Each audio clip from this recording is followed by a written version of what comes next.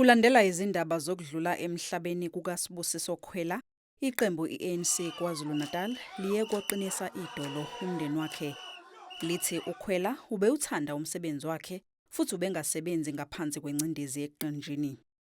Ngaso sonke lesikhathi uma enza lo msebenzi akakaze abhekane nokusatshiswa noma nokuthi afike enovalo lokuthi khona into engamehlela uma esemsebenzini. iANC izichithile izinsolo ezithi ukubulawa kukaKhwela kungenzeka kuyamene nongazwani ngaphakathi eqenjini.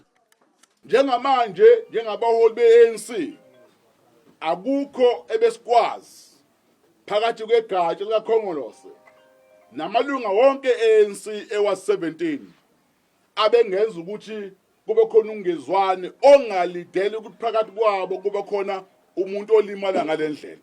Umndeni uthi uKhwela ubengeke esalingenela ukhetho lohulumeni bezindawo ngoLwezi, udidekile ngokubulawa kwakhe.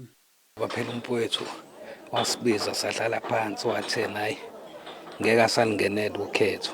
Manje nathi somndeni sididekile ukuthi lokho kwenzeke kanjani, ngoba bese gcina nje ngoNovember engesozobuyela ngoba phela mhlambe beqhubeka nokube ikhansela. Ngase asho ukuthi hayi kusho ukuthi inkinga ibe lapho ukuthi usafuna ukuqhubeka, kodwa washo ukuthi hayi yena seyagcina.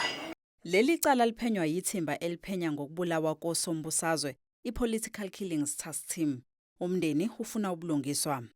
Lokho kwenzeka izolo besingazange sikulindele ngenxa yokuthi uBhutkhekhe ubeyikhansela elithandwa abantu, eyikhansela elisebenza kanzima, esebenzela umphakathi.